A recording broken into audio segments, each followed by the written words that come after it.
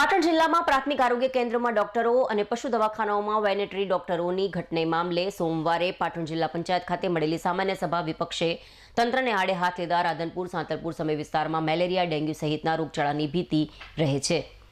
તે જ વિસ્તારમાં દવાખાનાઓમાં ડોક્ટરો નથી, 23 આરોગ્ય કેન્દ્રોમાં ડોક્ટરો નથી અને તમે કહો છો સબ સલામત છે। ગામડાઓમાં ગંદકી દૂર થાય તે પ્રકારે પગલાં લેવડાવો, જ્યારે પશુ દવાખાનાઓમાં પણ 17 વેટરનરી ડોક્ટર નથી, 50% જેટલી ઘટ છે। પાટણ જિલ્લા પંચાયત ખાતે પ્રમુખ હેતલબેન ઠાકોરના અધ્યક્ષસ્થાને મળેલી સામાન્ય સભામાં વિરોધ પક્ષના સદસ્ય અશ્વિનભાઈ પટેલે પંચાયત અને મહેસૂલી વેરા વસૂલાતની કામગીરી નબળી થઈ રહી છે। 50%થી ઓછી વસૂલાત થતી હોવાથી તાલુકાના અધિકારીઓને વેરા વસૂલાતમાં કેમ રસ નથી તેવો સવાલ કરી જવાબદારોના પગાર અટકાવો તેવું સૂચન કર્યું હતું। સમાલ પાર્ટી જમીનનો હિસ્સો પાટણ નગરપાલિકાની હદમાં લેવા મુદ્દે પાટણ જિલ્લા પંચાયત પાસે સંમતિ માંગી હતી। તેમાં જિલ્લા પંચાયતની સામાન્ય સભામાં જમીનનો હિસ્સો પાલિકાને આપવા બાબતે સદસ્યોએ મુલતવી જ રાખ્યો હતો। પાટણ નગરપાલિકાની તારીખ 7/3/2024ના રોજ મળેલ સામાન્ય સભામાં સરસ્વતી નદીના ઉત્તર બાજુના ભાગના સર્વે નંબર સમાલ પાર્ટી જમીનનો હિસ્સો નગરપાલિકાની હદમાં લેવા માટે આવ્યો હતો। તેની પ્રક્રિયાના ભાગરૂપે ટાઉન પ્લાનિંગ વિભાગ દ્વારા પાટણ અને સરસ્વતી તાલુકા પંચાયત તેમજ પાટણ જિલ્લા પંચાયત પાસે સંમતિ માંગી છે। ત્યારે સોમવારે પાટણ જિલ્લા પંચાયતમાં મળેલ સામાન્ય સભામાં સંમતિ ઠરાવ માટે આવ્યો હતો, પણ જિલ્લા પંચાયતના સદસ્યોએ આ મુદ્દો હાલ મુલતવી જ રાખ્યો છે। જ્યારે તાલુકા પંચાયતની આવનારી સામાન્ય સભામાં આ મુદ્દા વિશે ચર્ચા થશે તેવું આધારભૂત સૂત્રોએ જણાવ્યું હતું।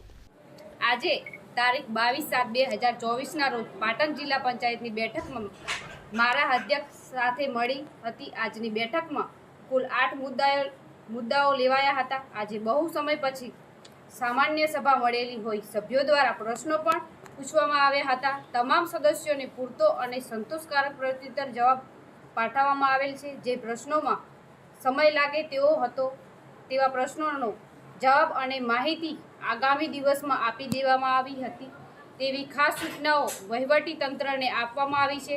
આજની સભામાં મુખ્યત્વે રજૂ કરાયેલ મુદ્દાઓમાં સાંતલપુર તાલુકાની પર જૂથ ગ્રામ પંચાયતનું વિભાજન કરી નવીન રાજુસરા ગ્રામ પંચાયતને અલગ બનાવવાનો હકારાત્મક અભિપ્રાય સાથેનો ઠરાવ કરવામાં આવેલ છે।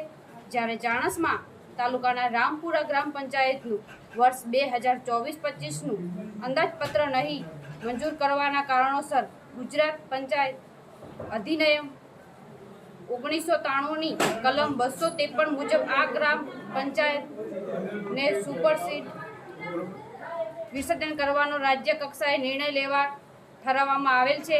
પાટણ નગરપાલિકા હદ વિસ્તારની બહાર આવેલી સમાલ પાટી નદી વિસ્તારનો ઉત્તર બાજુનો ભાગ નગરપાલિકા હદમાં ભેળવાયેલો નથી અને આ વિસ્તારના લોકો કોઈ ગ્રામ પંચાયત સાથે પણ કનેક્ટ નથી, જેથી તેઓના જન્મ રેકોર્ડ આવકના દાખલાઓ કઢાવવાની કાર્યવાહીમાં ઘણી ગૂંચવણી ઊભી થતી હતી હોવાના બાબતને લક્ષ્યમાં લેતા આ વિસ્તાર નગરપાલિકા પાટણમાં ભેળવવા હકારાત્મક ઠરાવ પસાર કરવામાં આવેલો છે। રાજ્ય સરકાર દ્વારા પશુ દવાખાના મંજૂર કરવામાં આવે છે, ત્યારે ચાણસ્મા તાલુકા મણિયારી ગામ સમ્મી તાલુકાના દુધકા ગામે નવીન પશુ સારવાર કેન્દ્રની સ્થાપના કરવાનો હકારાત્મક ઠરાવ જિલ્લા પંચાયત પાટણ દ્વારા કરવામાં આવેલ છે।